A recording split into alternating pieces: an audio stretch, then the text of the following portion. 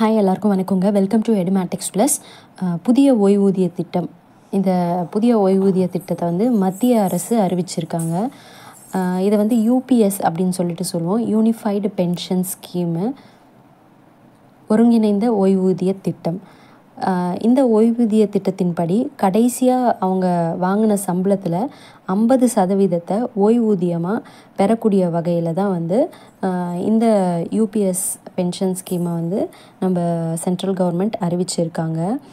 ஒரு ஊழியர் வந்து 25 ஆண்டுகள் அட்லீஸ்ட் அவங்க வந்து வேலை செஞ்சுருக்காங்க அப்படின்னா அவங்க ரிட்டையர் ஆகிறதுக்கு முன்னாடி லாஸ்ட் அந்த 1 இயர், அந்த 12 மந்த்ஸில் அவங்க எவ்வளோ சேலரி வாங்கினாங்களோ அதில் 50%, அதாவது அதில் பாதி சேலரி வந்து அவங்க பென்ஷனாக வாங்க முடியும் அப்படின்னு சொல்லியிருக்காங்க. ஒருவேளை அந்த பென்ஷன் வாங்கக்கூடிய அந்த ஊழியர் இறந்து போயிட்டாங்க அப்படின்னா அவங்க வாங்கின அந்த பென்ஷனில் 60% அவங்களுடைய குடும்பத்திற்கு குடும்ப ஓய்வூதியமாக வந்து வழங்கப்படும்னு சொல்லியிருக்காங்க.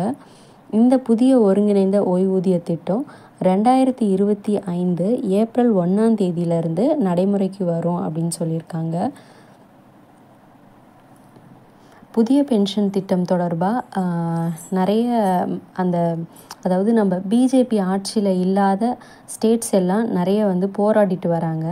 இந்த நிலையில் தான் இந்த அறிவிப்பு வந்து தற்போது வெளிவந்திருக்கு.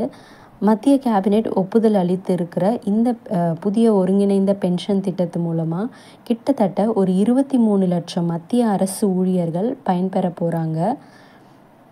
மத்திய அமைச்சரவை கூட்டம் நம்மளுடைய பாரத பிரதமர் மோடி அவர்களுடைய தலைமையில் நடைபெற்றுச்சு. இந்த கூட்டத்தில் மத்திய அரசு ஊழியர்களுடைய நீண்ட நாள் கோரிக்கை தொடர்பாக ஒரு சூப்பரான ஒரு அறிவிப்பாக தான் இது வந்து வெளிவந்திருக்கு. யூபிஎஸ் அப்படின்னு சொல்லிட்டு தான் இங்கிலீஷில் சொல்கிறோம். யூபிஎஸ், யூனிஃபைடு பென்ஷன் ஸ்கீமு, ஒருங்கிணைந்த ஓய்வூதிய திட்டம். ஸோ இதுக்கான ஒப்புதல் எல்லாமே நம்ம மத்திய கேபினெட் வந்து அளிச்சாச்சு. அதே போல் இந்த குடும்ப ஓய்வூதியம் அப்படிங்கிறது அரசு ஊழியர் இறந்ததற்கு பிறகு அவர் கடைசியாக பெற்ற ஓய்வூதியத்தில் 60% குடும்பத்திற்கு ஓய்வூதியமாக வந்து வழங்கப்படும். இந்த புதிய திட்டம் 2004 ஓய்வு பெற்ற புதிய ஓய்வூதிய திட்டத்தின் கீழ் உள்ள அனைத்து அரசு ஊழியர்களுக்கும் பொருந்தும் சொல்லியிருக்காங்க.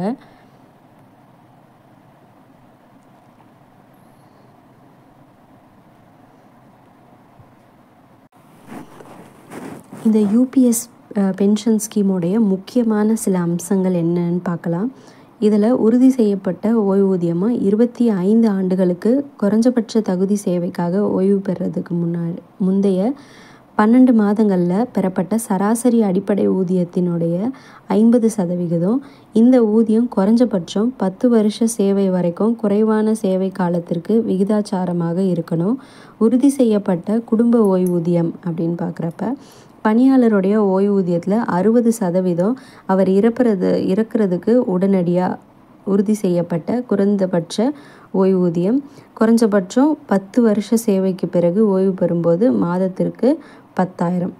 பணவீக்க அட்டவணை, உறுதி செய்யப்பட்ட ஓய்வூதியம், உறுதி செய்யப்பட்ட குடும்ப ஓய்வூதியம் மற்றும் உறுதி செய்யப்பட்ட குறைந்தபட்ச ஓய்வூதியம் சேவை ஊழியர்களைப் போலவே தொழில்துறை தொழிலாளர்களுக்கான ஏஐசிபிஐ IW அகில இந்திய நுகர்வோர் விலை குறியீட்டின் அடிப்படையில் அகவிலை நிவாரணம், பணிக்கொடைக்கு மேலதிகமாக ஓய்வூதியத்தில் மொத்த தொகை செலுத்துதல், பூர்த்தி செய்யப்பட்ட ஒவ்வொருவருக்கும் ஓய்வு பெற தேதியின்படி மாதாந்திர ஊதியத்தில் 10ல் 1 பங்கு ஊதியம் ப்ளஸ் டிஏ 6 மாத சேவை. இந்த கட்டணம் உறுதி செய்யப்பட்ட ஓய்வூதியத்தினுடைய அளவை குறைக்காது. இதுதான் வந்து இப்போ புதுசாக வந்திருக்க யூபிஎஸ் ஓய்வூதிய திட்டத்தினுடைய சிறப்பு அம்சங்கள். நன்றி.